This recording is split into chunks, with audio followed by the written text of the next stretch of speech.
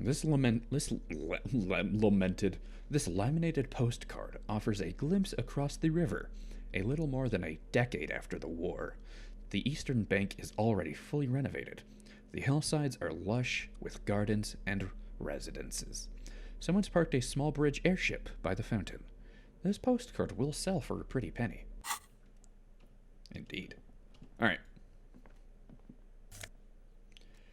A book. Use the interact button in the inventory to inspect the book. Certainly.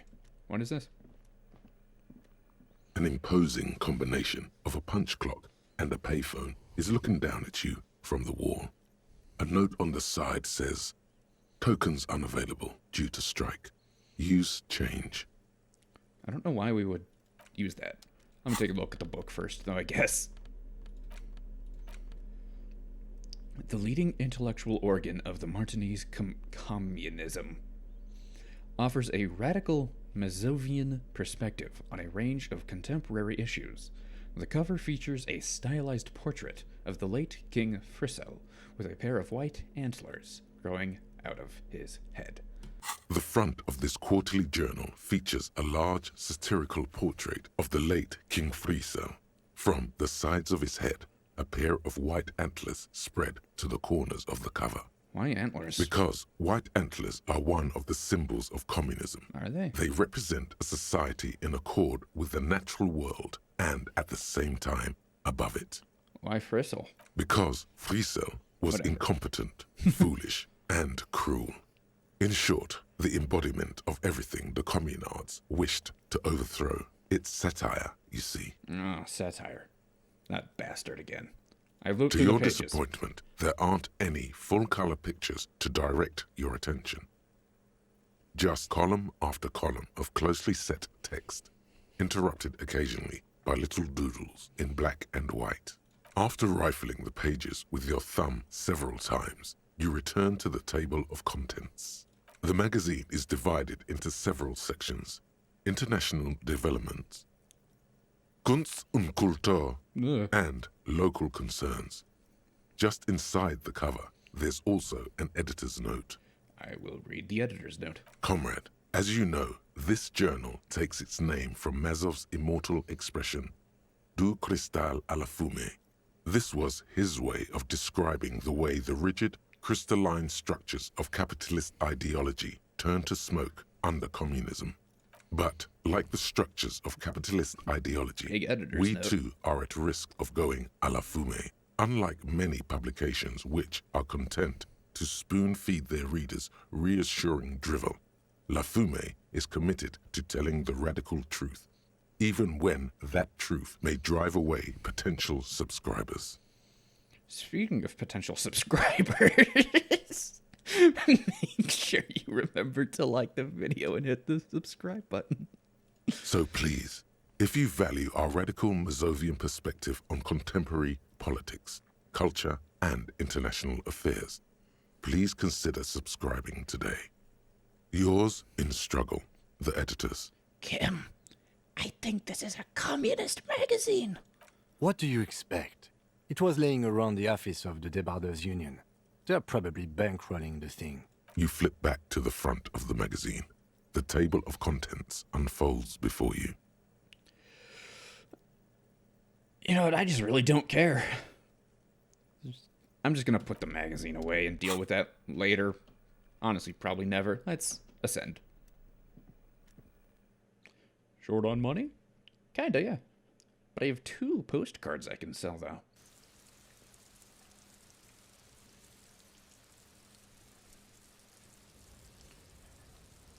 Oh, finally. Hello, gorgeous. The tarpaulin cloak is still hanging on the railing.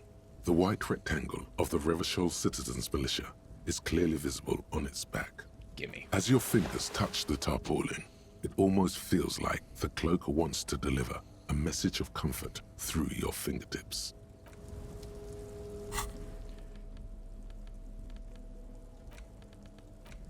Ooh, it only adds benefits. A cloak made from heavy tarpaulin. It would be nigh wind and waterproof if there weren't 3 bullet holes scattered on the surface. The signature white rectangle of the RCM covers the garment's back. +1 Espirit de Corps, and +1 Shivers. What does this jacket give me? Just 1. It's literally better in every single way.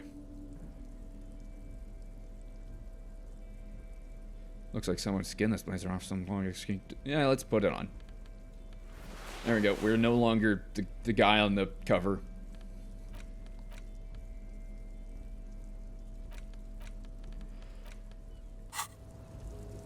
Kind of look a little bit less cool, but you know, whatever.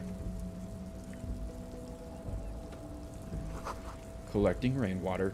It certainly is. Oh, a whole new world has been opened up to us. We could go down here. Actually, let's talk with homie. Yes? No, he doesn't really have anything to say about Measurehead.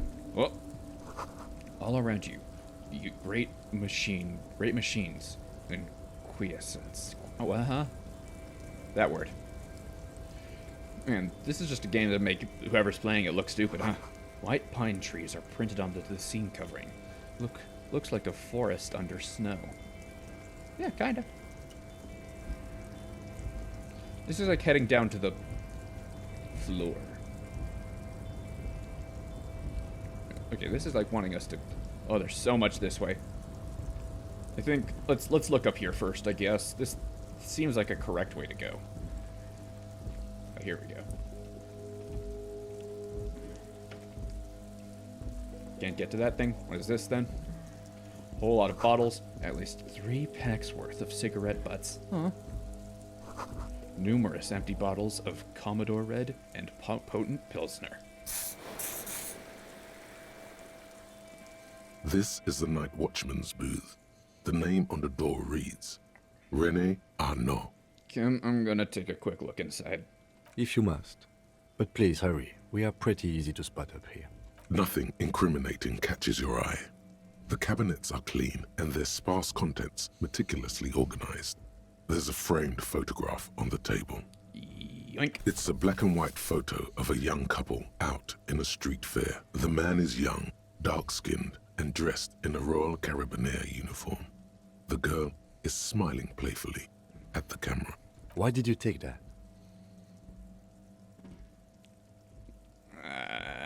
Something about this man piques my interests. I think this can be a side thing. Fine. But let's move. I don't want to be seen snooping around here. Okay. And then this is just stares off into nowhere. Alright. Probably gonna regret taking that later. But I'm gonna regret a lot of the choices I've made in this game so far, yeah. Yeah? I said yeah like it was a statement, but it was supposed to be a yeah? Like a question. Alright, let's keep going.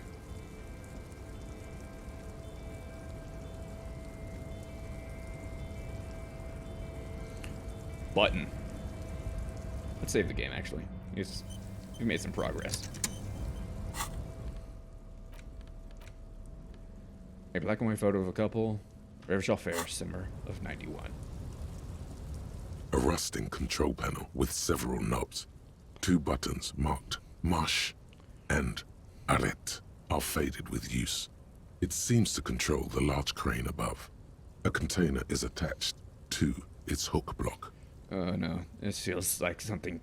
Feels like I'm gonna do something stupid. Allumé, on, étendre, off.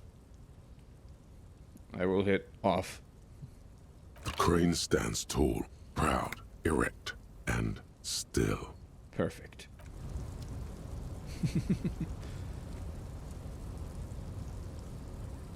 Just making sure. Alright, what is this? Money, I guess. What is this? Healing. You see faded industrial lettering on the platform. Gevalsund.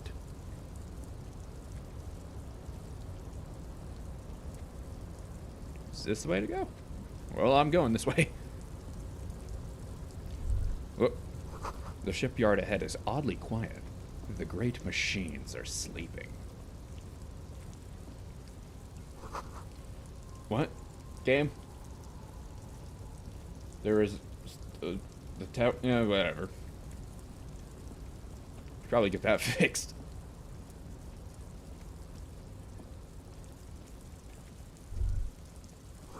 The musk of oil and rust comes from the chasm in front of you. It smells like blood. It's locked. Ooh, money. Ooh, more money.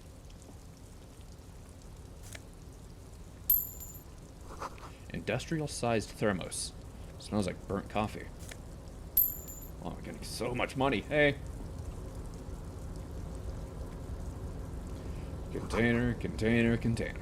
The banner sags under the weight of the rain and snow. Weaves white waves on red. Container, container, I'll turn you nice and red. Container, container, put the logos on. The lyrics to this container song are being made up as he goes along. Thank you, conceptualization. The accent is so thick, it's impossible not to notice he's Ubi, from the vanishing peninsula of Ubisunt on Muindi. Container, container, used to be Wild Pines. Container, container, now belongs to Evrart.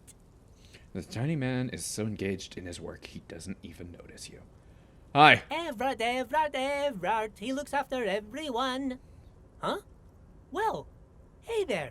How can I help you, mister? I don't know. see you are not a union man, mister. Did you get lost? You're not one of them scabs, are you? A shadow passes over his kind face. What is it with you people in scabs? I mean, I don't personally mind. Folks is just folks, you know, and folks gotta eat. He doesn't seem to be waiting for you to answer. Just some of the other guys don't look too kindly on the scabbing kind, if you know what I mean, mister. You're Ubi, right? Oh, yes. Born and Oh, raised Leo. in Arish, mister. Mum had to leave my dad after he got a bit violent. Took us here to the new world. I was about 10 then. Too old to lose my accent then. You're the guy who does Everett's stuff. People say us Ubis are up to all sorts of trouble with sheep and other animals and whatnot. I just want you to know there was never any of that where I come from. No, sir. Those are just nasty rumors. I believe you. Thank you for clarifying that, sir. What are you doing with the containers? Oh, I'm just making some covers for them containers here. Yes, I am. Yes, I am. So it's easier for the crane operators to spot them. He waves at the containers towering behind him. It cannot be retried. What's going on here? Everything is so pretty and red. You and Leo look like brothers as you glance around with similar childlike wonder. Wow, red is so much prettier than drabble green. Sure is, mister. Sure is. Really livens up the place. Yes, it does. Yes, it does. I hate to break this bonding moment, but the red containers mean they are replacing the company livery with the union livery, which means this strike isn't gonna stop anytime soon. Where is everyone? The harbor is empty. Oh, most of the guys are down at the gates, keeping the scabs from coming in. He leans in with a confidential look. We're on a strike. The whole union is. You don't have to work when you're on strike. Ha! We haven't worked for 2 months now. So no one is working? Not everyone is down there, of course. Mr. Evrart is in his office, where he always is. And Jean-Luc is guarding the gate. He pauses to think. But Titus and his boys got into some drunken trouble and Evrart sent them on a nice vacation. For a week or so. He stops, but seems eager to tell you more. What kind of trouble did this Titus and his friends get into? Oh, I'm not really supposed to talk about that. That's union business. He smiles and leans closer. Him and his boys stirred up something in town. Probably drank too much and got into a fight or something. I heard Mr. Evrart telling them to take some time off. What do they actually do? I guess the boys got a bit too rowdy and had to let out some steam. I don't really know the details. That's just how boys are, you know. I haven't been in a fight since I was in middle school. And I haven't ever been in a fight. Me, Easy, person. Leo. Let's keep this on the heart ease. He looks at you for assistance. Look at him. It's not going to be anything useful anyway. Don't fight it. Better to go with the flow.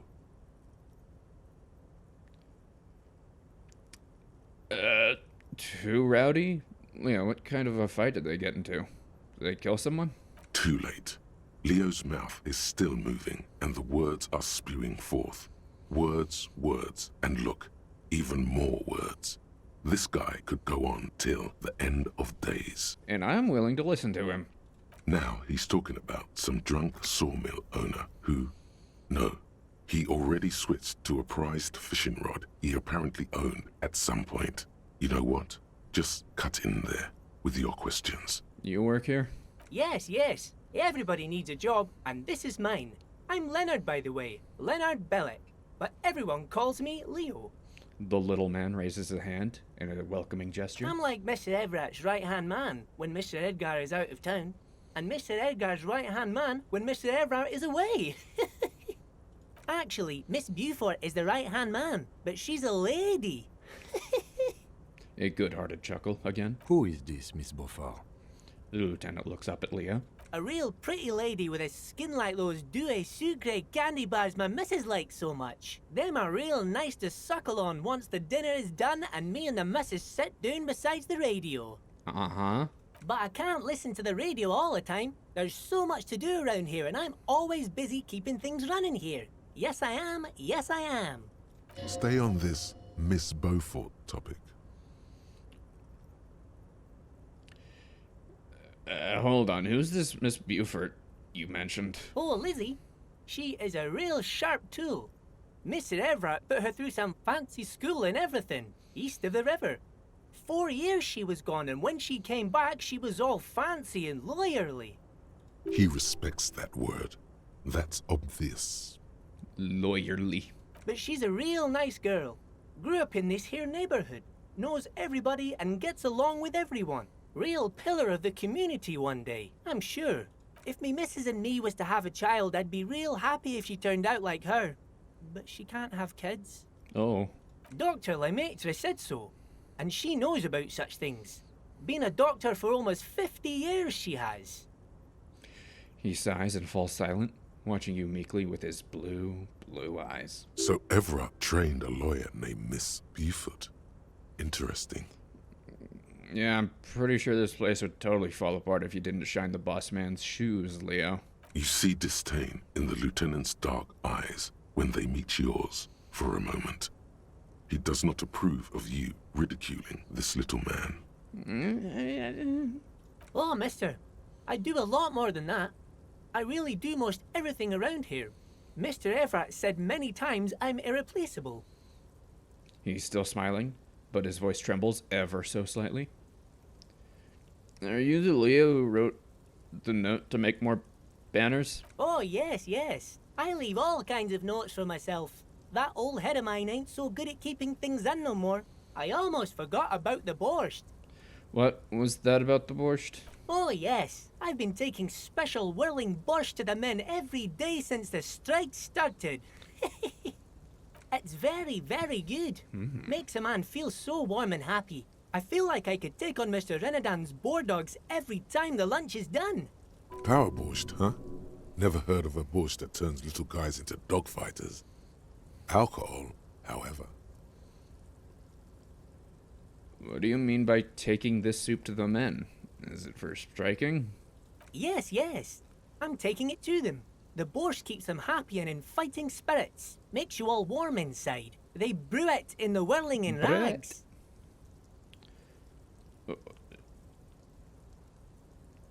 Hold up. Who makes it at the whirling? Oh, the whirling's cook. He makes it. Them is always talking with Mr. Manana in that weird language and laughing together. He doesn't speak what we speak. He's from Grad. Oh, looks like the borscht has been spiked. I'm gonna get me some of that. Oh, sure, mister. Sure. You do that. Yes, sir. He didn't actually understand what you meant, and now he's just nodding along. What's in that container over there? Point to the container suspended from the crane arm. Oh, that one. That should be empty as far as I know. Lots of containers here have nothing in them. They're just waiting to be loaded up. I'm looking for the leader of the dock workers union. Oh, you want Mr. Evrart then? He's an awfully nice fellow, he is. Him and his brother are both nice fellows. They've lived their entire lives in this here neighborhood. Yeah, he coughs and continues immediately. Guys like Mr. Evrart and Mr. Edgar, his brother, are real good guys. Made Martinez what it is today. Mr. Evrart and Mr. Edgar and I went to the same school we did when we were boys. You see, Leo, I just want to know where I can find him. Oh, Mr. Evrart is where he always is. In his office, of course. He points to the 2 joint containers on your right. Okay, I'm going. Bye-bye now. Later. Interesting. Well, let's go talk to him, I guess.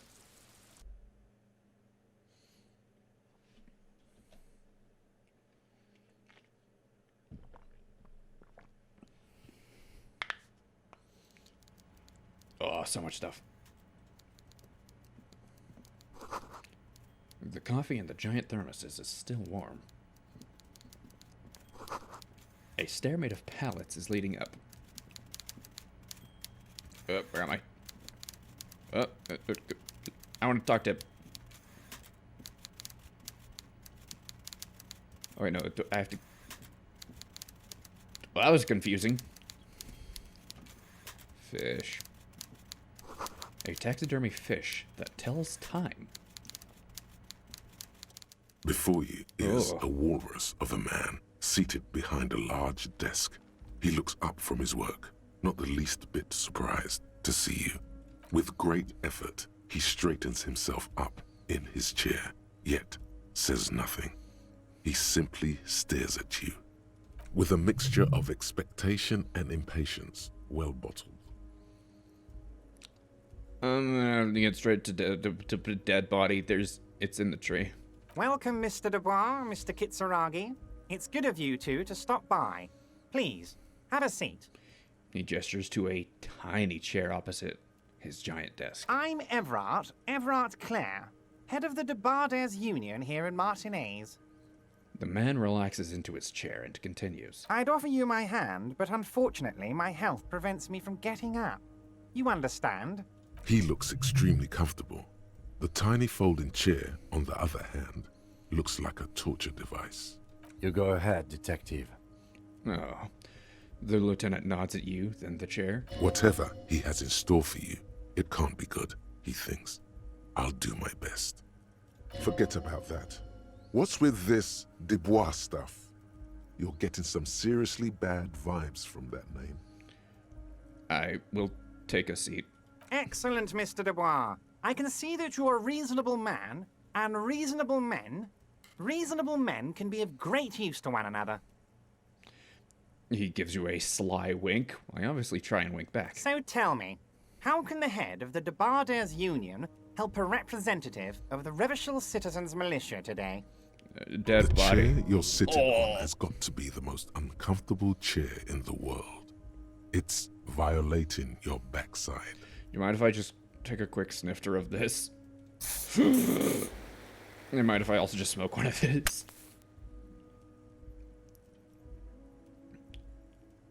Alright. Oh, my health. Alright. By the way, I heard you got a rather rude reception from a certain Lawrence Gart. Some people have no manners, it pains me to say. Yeah. This should take care of that nonsense. He points to a giant novelty check on his desk. It's absolutely comically large. It should be sufficient to cover your expenses for a few days and patch over your differences with a cafeteria manager. Go ahead, take it. Is this a bribe? If so, thank you. Wow, that's 25 real. That's good money. You need it. I have 11 on me right now. Thank you, Evrart. Don't mention it. But also, don't forget it. I'm just kidding, of course. Yes. He's not. He's not. Now, I'd like to set your mind at ease about one other matter. Your lost gun. Let me assure you, Union people are on it as we speak. I've got my best hounds looking for that lost gun. How do you know about this? His slug-like lips move, but all you hear is an echo. Lost gun, lost gun, lost gun. The world is swallowed by a black hole of fear. Only 2 words escape its gravitational pull. Lost and gun. Just put myself back at fault. I'm not worried. I got this. Are you all right, Harry? No. You say you got this, but you seem a little anxious to me. Don't be. Everything's going to be all right. It's not like you left it loaded. You didn't lose a loaded gun. Local children aren't out there playing with it right now, pointing it into their own mouths. It's in a safe place. I just know it. I have a feeling everything's going to be all right. I could think of one child I'd like to put my loaded gun's mouth into. Huh? It was loaded. There were 2 bullets in it. You always keep at least 2 barrels loaded. Oh, I've done everything wrong to get past this check, and it's still at 42. Thank you, composure. I mean, I'm gonna click it because it's gonna be funny if I do panic. Who does this guy think It's you easy, are? though. Ronnie the rookie? You ain't worried about no lost gun, or unpaid bill, or forgotten name. You're the bad cop. You're probably more corrupt than him. Oh, I plan on that. Kim, why are you looking away from me? Wow. Thank you, composure. And I still rolled higher than it, man. Oof. Ooh, you know what this is? Just get real The comfortable. fat man does the same, sinking deeper into his chair than one would think is physically possible. He seems to be enjoying your little display. It's not a display. I'm actually trying to get comfortable. Good. Now lean in with some corruption. Listen, Evrart, pal, buddy, friend of mine. We both know what makes the wheels of the world turn. That we do, Harry. Let them say what they will about you and me. We're both born fighters. This fighter could use a better chair. I do want you to feel at home, Harry, truly. But you'll have to excuse the humble accommodations. That's it. Now kick back and add a final flourish for dignity. This is the worms there we both know. Thanks for your hospitality. I'm not saying I'm corrupt. I'm rational. You strike me as a reasonable man, Harry. I like that in a law man. Let's cut to the chase, shall we? What can Evrart Clare do for you? You've said that already. I think we'd like to ask you a few questions. Don't you think so, Detective? The lieutenant looks fed up with the situation. Somehow you managed to get yourself out of this one. Now quick, keep the momentum up. Ask questions. I mean, of course I have. It's way too easy. I'm me, after all. Who would have thought that I would have messed something up? Impossible. Whatever you do, don't ask him about the gun first. You don't want him thinking you're scared. What about my lost gun?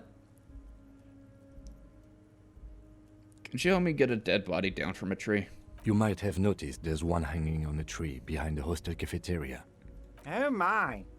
Don't take this question personally, but why would I get involved in this matter? Mr. Clare, the man was hanged with a cargo belt, a steel-reinforced cargo belt. It's safe to assume the Union had something to do with the murder. Kim, look at him when you're talking to him. Besides, getting the body down would benefit all of us. It's a stain on the neighborhood. Yeah, the belt I thing. can certainly see how having him up there might start affecting some real estate values. He licks his fat lips and smiles. But of course, all joking aside, I am going to help you. He picks up the handset of a radio phone to his right, then clicks a button. Jean-Luc, the cop who bested you in physical combat is here, and he has a little dead body in a tree problem. Namely, he needs it to be taken down. Please extend him this courtesy. You can find Luke down at the gates, but you already knew that. Anyway, he's going to help you, now that he's back on his feet. Aren't you gonna ask me how I got in? Am I going to ask? Hell, Harry. You spin-kicked my strongest man in the face. I saw it from my window. Were you impressed? Would you ask a man like that how he got into your container yard? I don't... You don't have a... These are all pretty good answers. You don't have a window. It was a figure of speech, Harry. Of course I don't have a window. I'm in a container. Okay. Anyway, I assure you, I am a very well-informed man. Information reaches me before I even get the chance to request it. Why are you calling me Mr. Dubois? Of course. Let us dispatch with the formalities. You call me Evrart, I call you Harry. So that's really my name? My God, so it's true. I didn't want to believe it, but you are a fantastic science fiction amnesiac cop, aren't you? What are the odds of that? I wouldn't say I'm much of a fantastic cop. I say I'm a cop who should probably buy some more cigarettes soon. I think the odds of that are very low.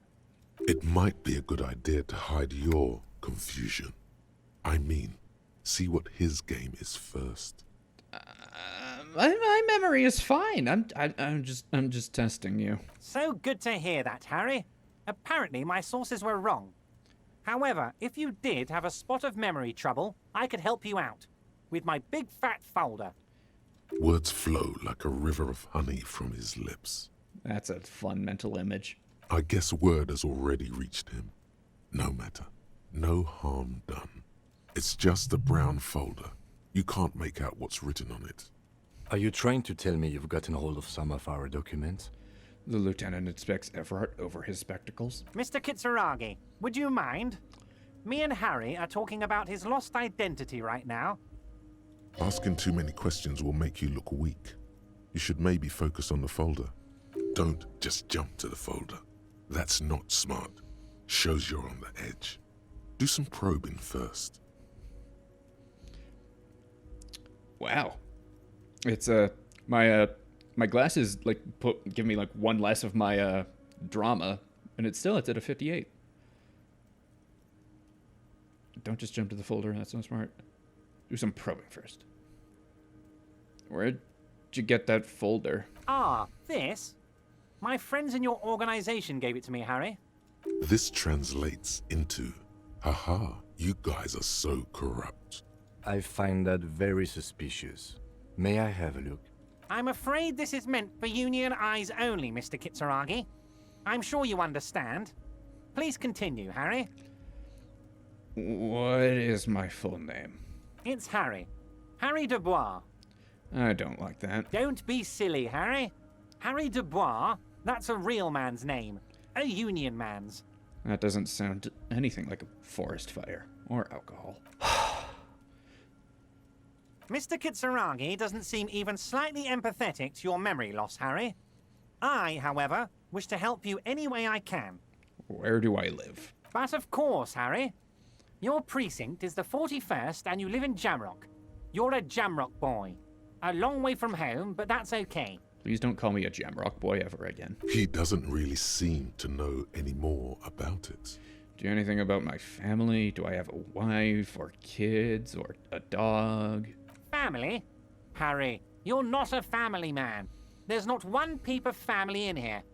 Unless you think you're a family man. Do you strike yourself as a family man, Harry? I would be a wonderful father. Well, yes. I'm sure you're going to make one little boy or a girl very happy and proud one day, Harry. What kind of cop does it say that I am? Harry, you're not simply a cop, you're a star. A bright shining star in the drab law enforcement sky, outshining all other stars. You're a superstar. That's what I like about you, Evrart. You get me. Of course I do, Harry. And I'm gonna help you shine. I'm gonna put you on all the big stages, your name in giant neon letters. Harry Dubois. And I'll sing my sad karaoke. He's probably just making a guess based on your recent activity in Martinez. Yes. Thank you, Kim. Everart's large hands are covering the folder, but the look on his face says, I know everything about you, Harry. I've got nothing to hide. Oh, Harry. Oh, wow. This is really something. Does it say how large my penis is? I haven't figured out yet. I'm sure it's not that bad. At worst, he has an old RCM folder, and I very much doubt even that. So how about Thank it, you, Kim. Harry? You need assistance, I presume? Let's talk about other stuff. Of course, Harry, of course. Let's not linger on personal details and amnesia. You wanted something from me. What about the hanging? Oh, of course. That's your main thing here. That's why you're in Martinez. I know everything that goes on around here, and I would love to help you, like I'm helping you with the body. I mean, it's no secret that the lynching is connected to the strike. So much to talk about. Honestly, it's been weighing on me so heavily. I understand you need to interview me. Hold on.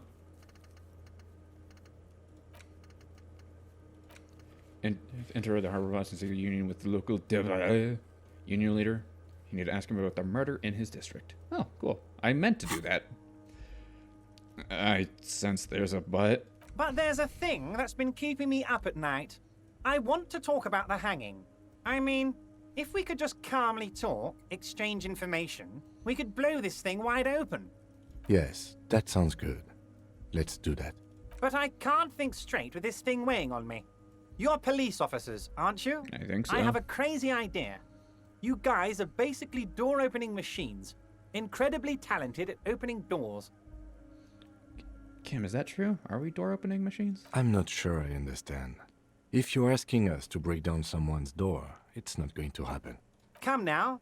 I just need you to go open a little door for me and leave it unlocked. A simple thing. Absolutely nothing shady about it. Does this jiggling ooze think he's going to use you? Probably. He's got another thing coming.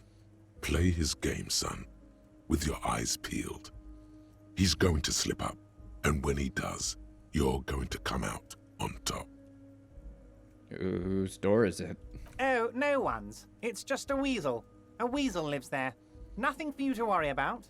I like weasels.